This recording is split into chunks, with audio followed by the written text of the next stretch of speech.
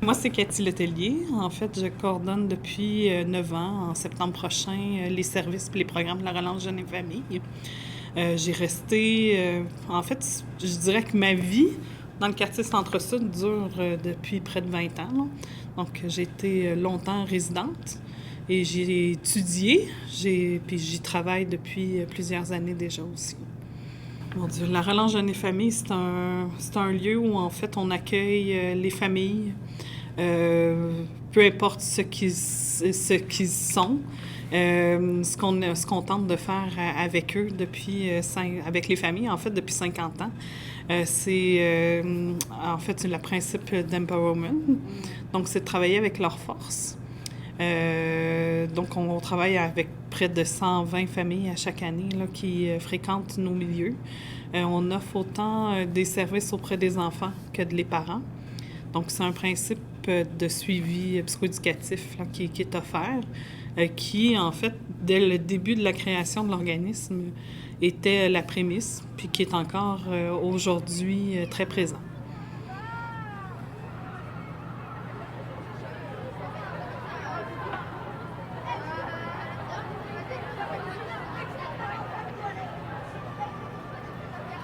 Sœur Marie-Marcel a créé l'organisme, puis elle lui a donné la mission pour que chaque enfant part à chance égale dans la vie. Là, puis c'est encore la même mission aujourd'hui. Donc, la façon dont elle nous raconte, c'est qu'elle était travailleuse sociale dans le quartier. Donc, elle se promenait dans les rues, puis elle voyait qu'il n'y avait aucun lieu qui existait où les enfants pouvaient se rassembler pour se poser, pour vivre des animations éducatives, puis évoluer là-dedans. Donc, la première relance a été sur la rue Sainte-Catherine. Je ne vais pas me tromper dans les dates, mais je pense qu'elle y est peut-être restée une quinzaine d'années, là. Et après, elle a déménagé sur la rue de Rouen, où vous voyez, là, en fait, dans le presbytère là, de Saint-Anselme. Et on est installé là, sur la rue Partenay depuis quelques années. Mais la relance a eu 50 ans l'année dernière, où il y a beaucoup, beaucoup de changements qui est arrivé depuis les années 68. En fait, c'est intéressant parce que la dame, sœur Marie-Marcel, est encore vivante, celle qui a fondé la relance, puis elle vient au moins une fois par année nous voir pour nous donner des formations parce que c'est une dame qui est encore très, très, très, très active. Elle intervient partout à travers le monde là, pour faire... elle appelle des ponts de paix, là, toute la notion là, d'intervention. Là. Et tant qu'elle nous raconte le contexte dans lequel elle était dans le quartier, on voit que c'est vraiment plus la même chose, mais l'approche est quand même restée la même. Ça a persisté dans le temps. Sinon, je suis trop jeune pour avoir vu les changements dans le quartier, mais je peux vous dire qu'en 20 ans, je peux quand même dire qu'il y en a eu. Je dirais que la première chose qu'on doit jongler depuis au moins 15 ans, c'est l'arrivée de l'immigration dans le quartier qui était beaucoup moins présente à l'époque. Donc, il y a présentement, en fait, je dirais à peu près 60% de notre clientèle, là, c'est des familles immigrantes de moins de 5 ans. Donc, ce qui n'était vraiment pas le cas à l'époque. Fait qu'on a dû nous adapter à ça, nécessairement. On a dû mieux connaître les principes de ces familles-là qui viennent tout juste d'arriver, de faire en sorte que notre intervention soit à l'écoute de tout le cheminement migratoire puis tous les impacts que ça peut avoir sur ces familles-là. Donc, ça fait partie des choses, là, des changements à laquelle l'organisme a dû s'adapter.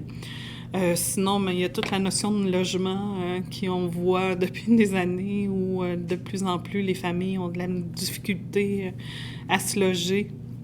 Donc, ça fait partie des enjeux actuels là, qu'on voit. Sinon, ça a toujours été un quartier transitoire, je pense. Je sais pas s'il y a 50 ans, c'était toujours le cas, là. Mais on voit beaucoup de familles, en fait, s'installer ici puis quitter après quelques années. C'est peut-être un signe, en fait, qu'ils peuvent avoir un environnement meilleur pour leur famille. Là, souvent, ça fait partie des choix dans laquelle la raison pour laquelle ils quittent le centre-sud. Mais la notion de logement est quand même importante aussi à ce niveau-là.